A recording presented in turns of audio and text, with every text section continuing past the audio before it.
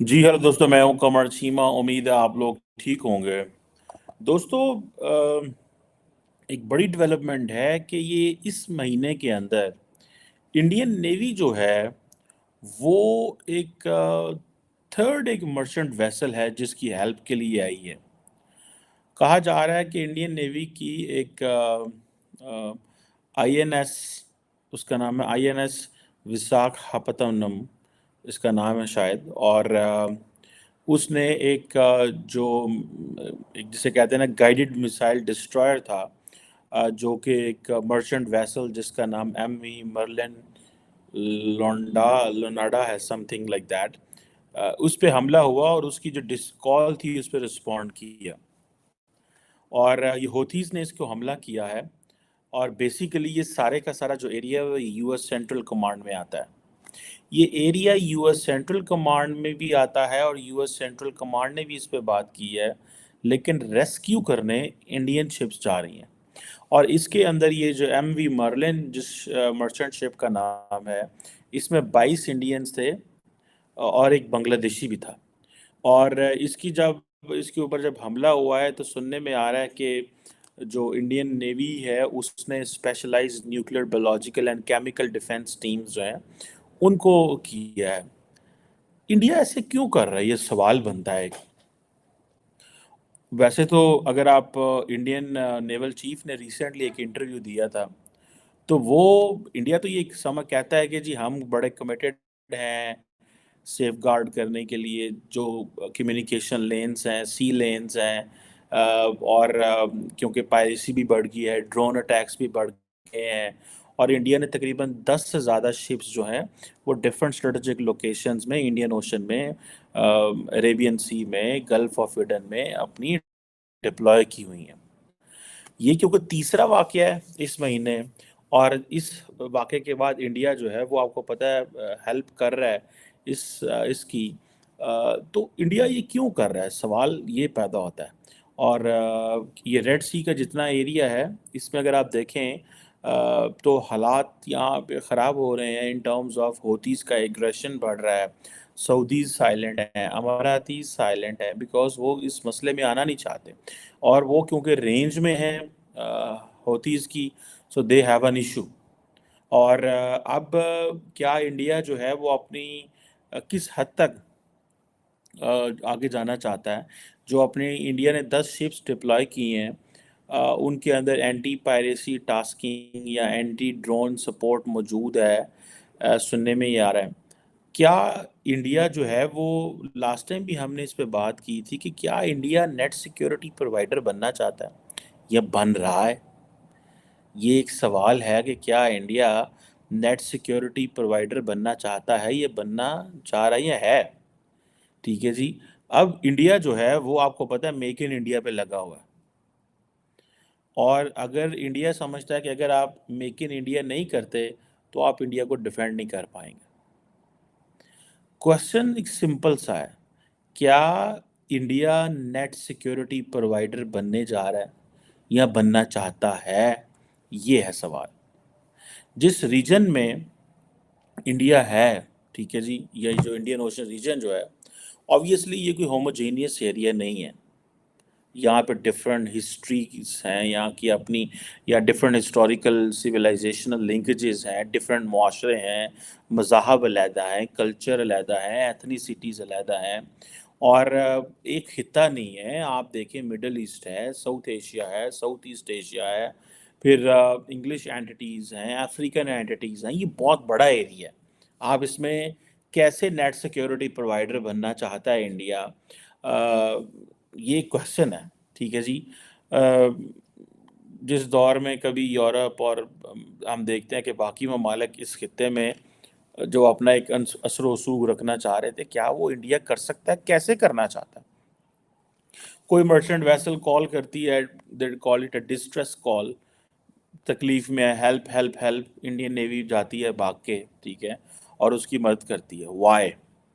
In return India को क्या मिलेगा? ठीक है ना जनाब। ये क्वेश्चंस हैं और जारी बात है इस पे लोग बड़ी बहस कर रहे हैं, बात कर रहे हैं। और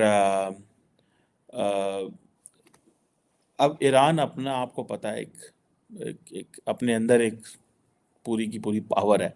ठीक है जी।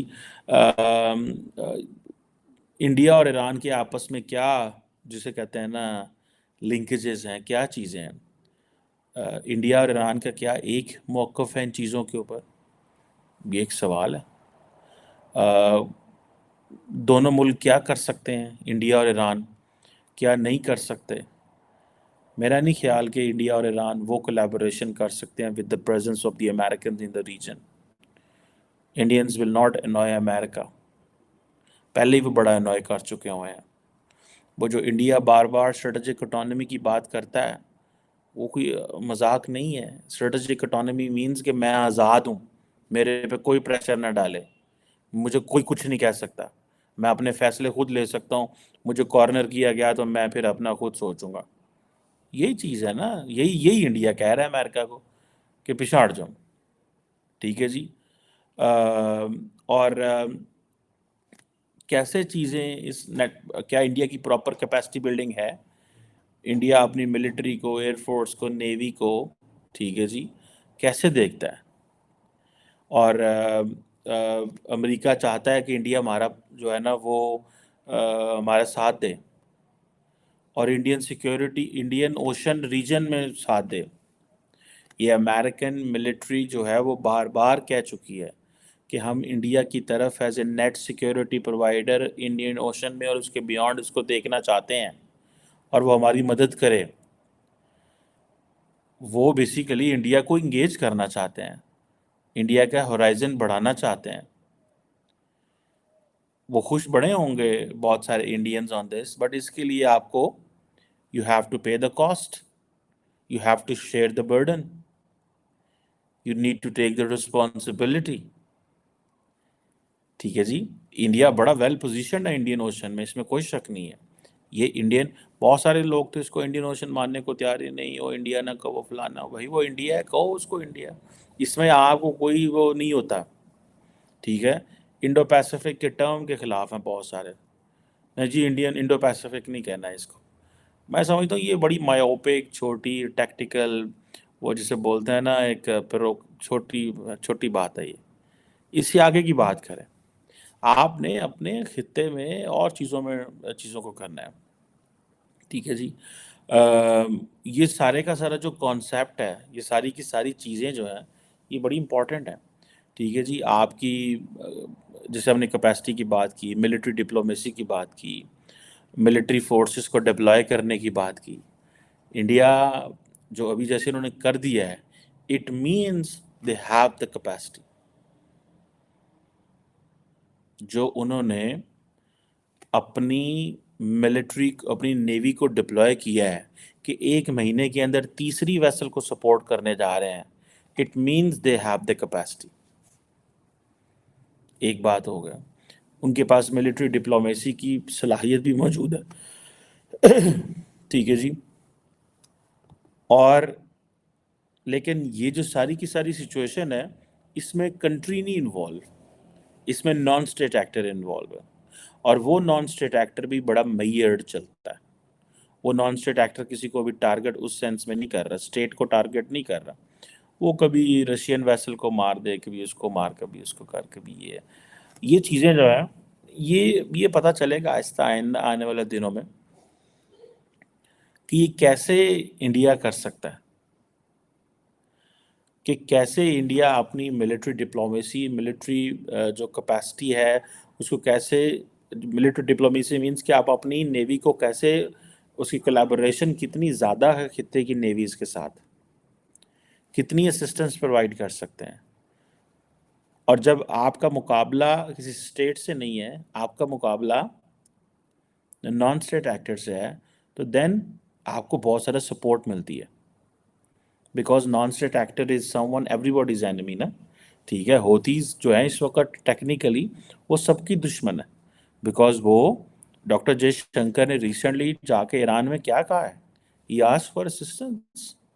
उसने कहा ये होतीज को बंद कराएं, चुप कराएं, क्या कर रहे हैं आप? ठीक है ना जी। इन होतीज को चुप कराएं, इनको बंद कराएं, आप क्यों इनको, हमारे पीछे भी लगाया हुआ और ख़ुद भी लगे हुए हैं। ठीक है जी।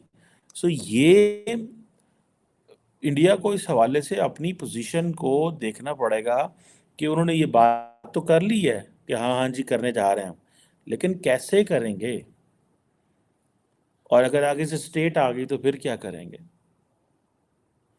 India as a net security provider, India as a regional power, India की capacity in terms of humanitarian assistance, disaster relief, ये वो तो ठीक है ना जनाब, लेकिन fighting with other countries in the high seas को मजाक नहीं है भाई साहब।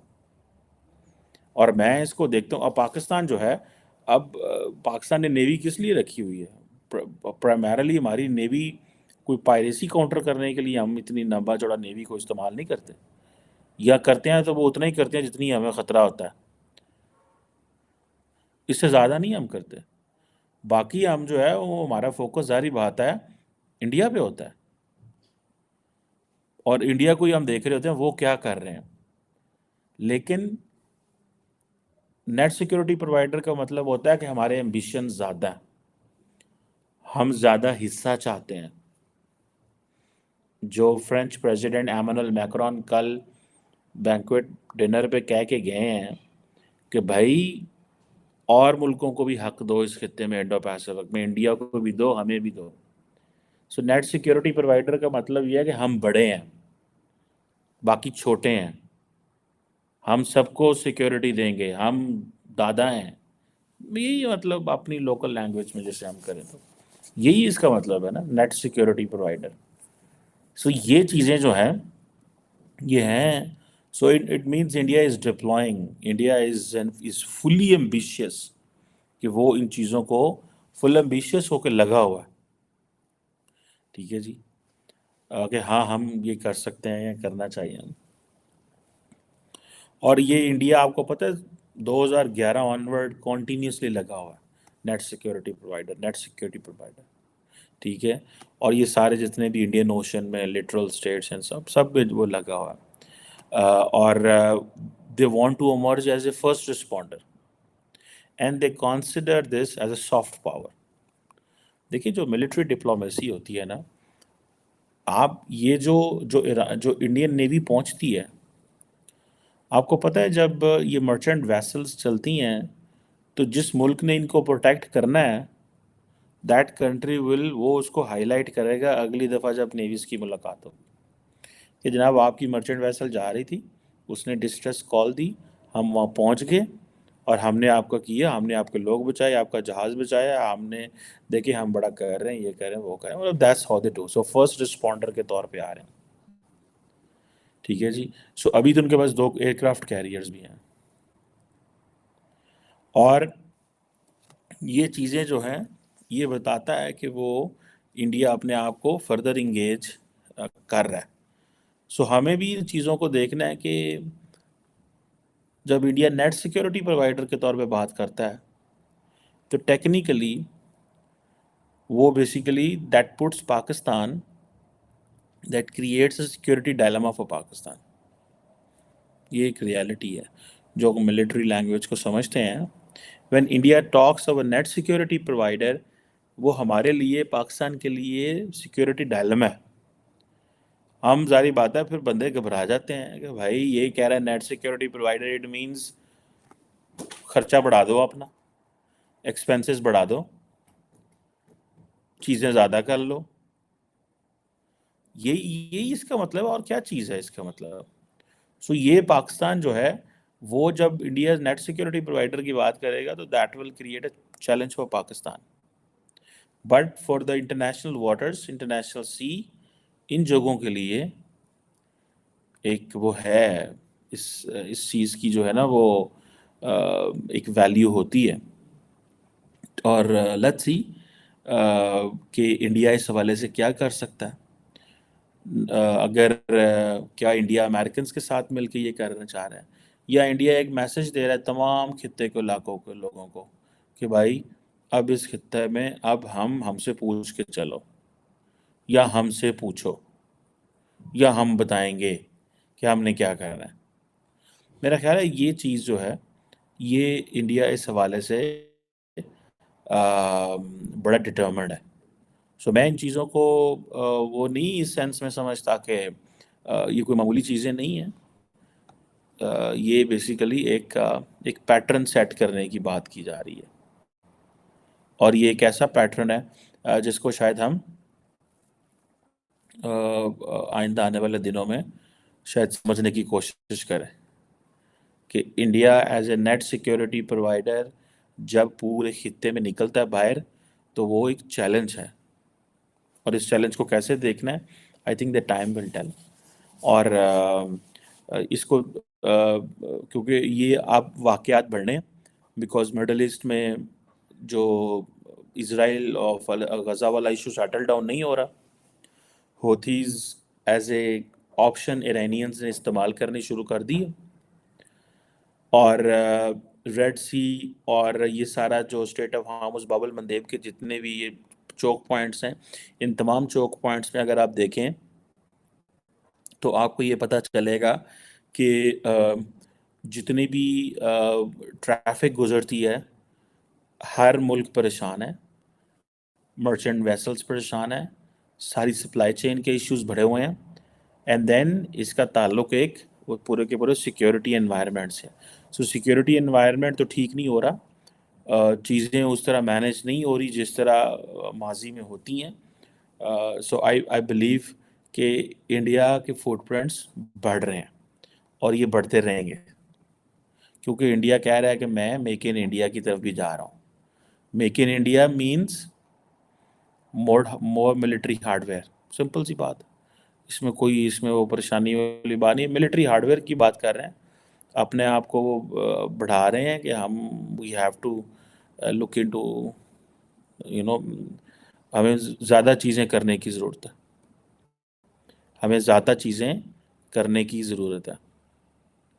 सो लेट्स सी इसमें क्या है होता है और क्या नहीं होता।